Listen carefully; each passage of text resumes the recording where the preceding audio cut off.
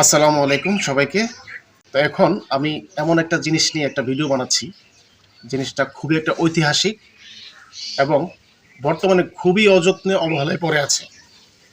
আমাদের অতীতের খুবই নিত্য প্রয়োজনীয় এবং নিত্য ব্যবহার্য একটা জিনিস, যেটা বর্তমানে অযত্নে অবহেলায় পড়ে আছে। এবং এই জিনিসটা দেখে আমার কিন্তু খুবই খারাপ লেগেছে এবং আমি অনেক স্মৃতিকাতর হয়ে গেছি।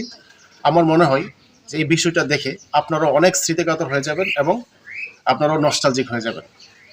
তো দেখা যাক এই জিনিসটা হচ্ছে এই সিমেন্টের তৈরি একটা জিনিস, যেটা দেখতে পাচ্ছেন। জানি না এই জিনিসটা দেখে আপনারা চিনতে পারছেন কিনা। এই জিনিসটা হচ্ছে আমাদের ঘরের লবণ রাখার পাত্র ছিল আমাদের। হ্যাঁ, এবং এটার আরেকটা গুরুত্ব হচ্ছে এই লবণদানিটা নাকি আমার দাদু বানিয়েছিল। এবং আপনারাও খেয়াল করে দেখবেন যে অতীতে কিন্তু এই লবণ রাখার জন্য এই সিমেন্টের এবং বিভিন্ন মাটির পাত্রই রাখা হতো।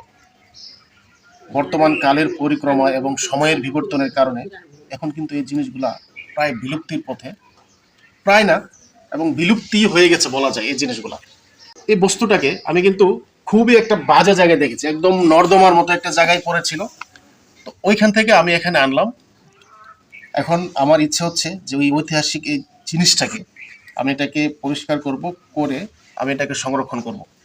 কারণ এটার সাথে আমাদের অনেক ইতিহাস, অনেক স্মৃতি মিশে আছে। তো জানি না এই যে এই ব্যবহারের এই জিনিসটা অতীতে আপনাদের ফ্যামিলিতে বা আপনাদের সমাজে এই জিনিসগুলো রাখা হতো কিনা লবণ রাখার জন্য। তো আমাদের এলাকাতে আমরা দেখেছি যে এরকম সিমেন্টের এই কৌটাগুলোতে লবণ রাখা হতো।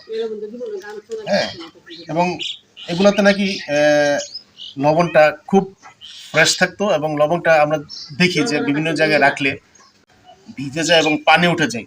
তো এগুলাতে দীর্ঘদিন রাখলে লবণ নাকি ওই রকম যে প্রবলেমগুলো বর্তমানে হয় এগুলো হতো না, যার ধরুন এই সিমেন্টের কৌটাগুলা ব্যবহার হতো। তো সবাইকে ধন্যবাদ আমার এই ভিডিওটি দেখার জন্য। আশা করছি ভবিষ্যতে আমি আপনাদের জন্য ভালো ভালো ভিডিও করব, আপনারা যদি সাপোর্ট করেন। ধন্যবাদ সবাইকে। আসসালামু আলাইকুম।